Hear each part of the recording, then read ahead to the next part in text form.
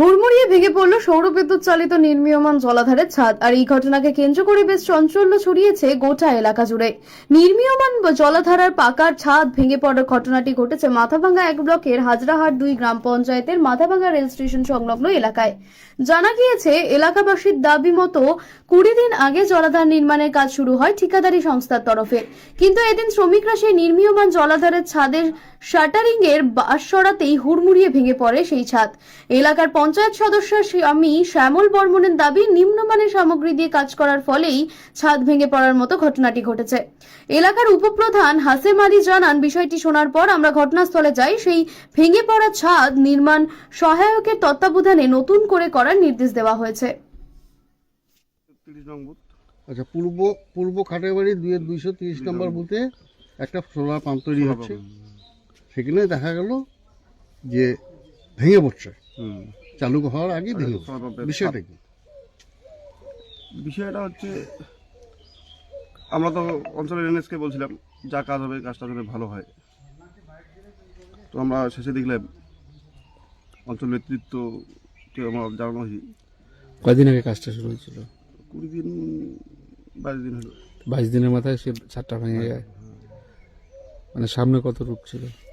ওই 6 ফুটের মতো ছিল। 6 সেটা ফুটের তো 2 মাপা নাই। ফুট। 6 ফুটের 2 ফুট ছিল। তো ভাঙলো কেন? ওরা ভালো জানবে, অঞ্চলের এনএস আর কন্ট্রাক্টরই ভালো জানবে কি কারণে ভাঙলো। তুমি এজ এ পঞ্চায়েত হিসাবে কি মনে করছো?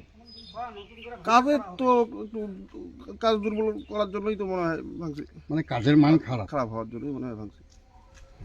তো এটা চালু হওয়ার আগেই ভেঙে গেল। হ্যাঁ, এটা কি বলছো তুমি? ওই কাজের মান খারাপ হওয়ার জন্য না ভাঙলো, সেটা আমরা জানি। আচ্ছা, বিষয়টা কি জানানো হয়েছে? হ্যাঁ, বিষয়টা জানানো হয়েছে, ছবি পাঠানো হয়েছে প্রধানকে। আচ্ছা, কি নাম তোমার? আমার নাম শ্যামল বর্মন। তুমি পঞ্চায়েত এইকে নয়, পঞ্চায়েতের হাজবেন্ড। আমরা খবর পাওয়ার সাথে সাথে আমরা ওখানে প্রতিনিধি যে আছে তাদের সঙ্গে যোগাযোগ করি এবং আমরা নিজেরাও খতিয়ে দেখি। প্রথম কথা, ছাদটা সামনের দিকে 6 ফুট, পেছনের দিকে 2 ফুট। এবার 20 দিনের মাথায় খুলতে গেছে, একটু কাঁচাও ছিল, আর লোড বেশির কারণে সেটা ভেঙে পড়েছে। যাই হোক, আমরা ঠিকাদারকে নির্দেশ দিয়েছি যে সম্পূর্ণ ভেঙে ফেলে এনএসের তত্ত্বাবধানে নতুন করে করা হবে। এটি কি নিম্নমানের অভিযোগ বলে অভিযোগ?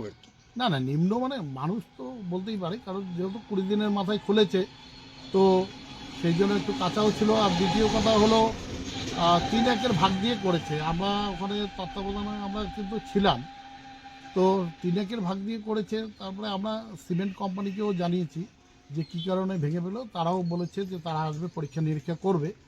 তো যাই হোক, ভেঙে পড়েছে যেহেতু, তো সেই জন্য সেটাকে ভেঙে নতুন করেই করা হবে।